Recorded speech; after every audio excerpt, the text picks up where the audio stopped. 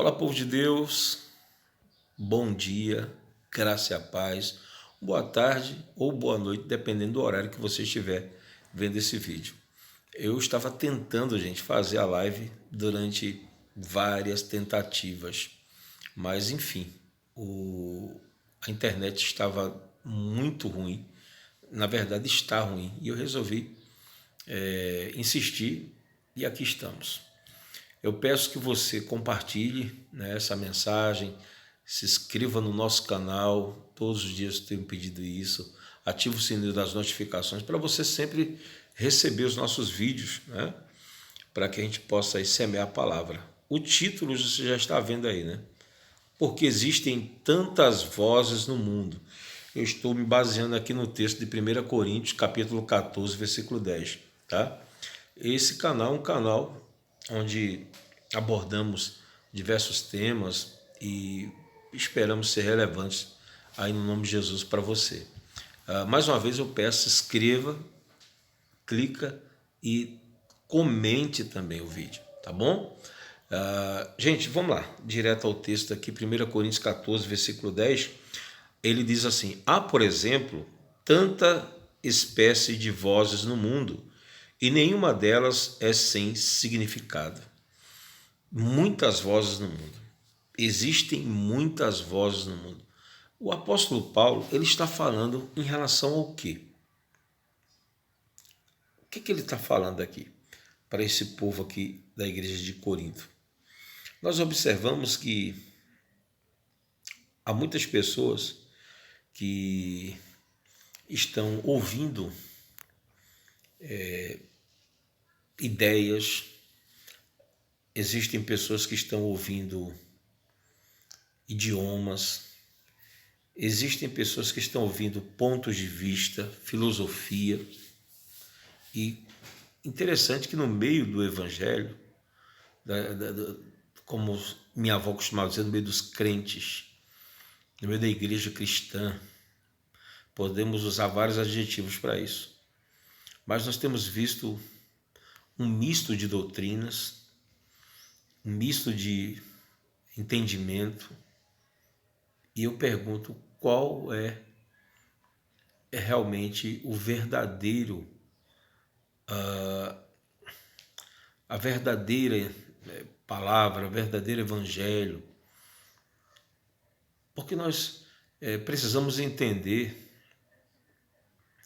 que a centralidade do evangelho não se resume a nós, a mim, o homem. Nós devemos entender que a centralidade do evangelho está em Cristo, está em Jesus. Então, existem muitas vozes, cada um diz, olha, faz dessa forma, faça desse jeito, essa é a maneira certa, essa é a maneira correta. E eu não me canso de falar sobre os crentes de Bereia que examinavam as Escrituras para conferir se de fato era assim mesmo. Não era porque era Paulo que pregava que eles iriam acreditar. Eles confrontavam as Escrituras. Hoje nós temos visto pessoas que não querem ter o trabalho de ler as Escrituras e vão aceitando tudo o que lhes é apresentado. Então, essas são as muitas vozes do mundo. Então, as pessoas elas acostumaram com doutrinas de homens, elas acostumaram com ensinos de homens, no sentido de faça isso, não faça isso, faça dessa forma, faça dessa maneira, e as pessoas estão se enganando ao invés de conferir e examinar as Escrituras. E quando alguém apresenta as Escrituras, o texto, sem distorcer, mas o texto pelo texto, algumas pessoas simplesmente não gostam, elas não querem. Por quê? Porque aprenderam de outra maneira, aprenderam de outra forma.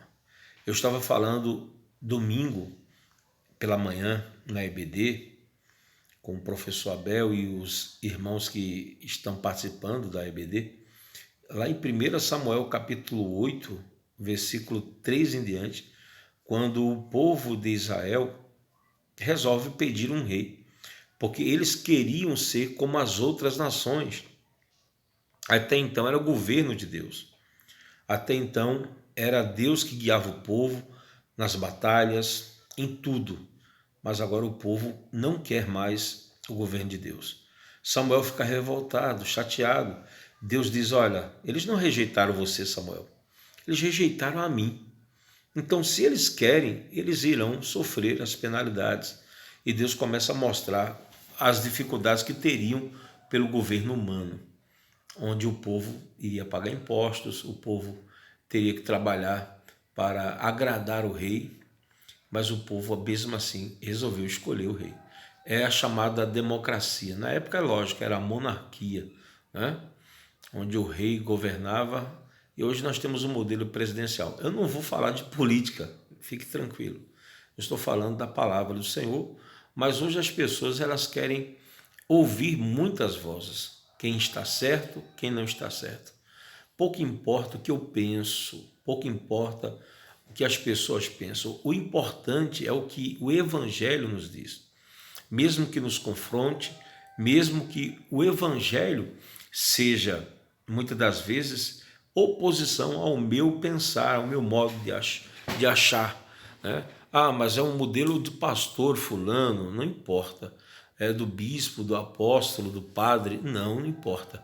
O que importa, o que rege a igreja do Senhor é o Evangelho. E nós precisamos aprender a viver pelo Evangelho, tirando as coisas que não fazem sentido, né?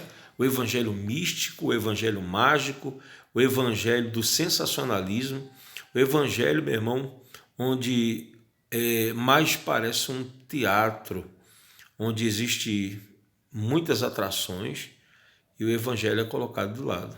Meu irmão, nós precisamos entender que o culto não é para os homens. Nós não devemos ser percebidos e notados pelas pessoas. Temos que oferecer o nosso culto a Deus.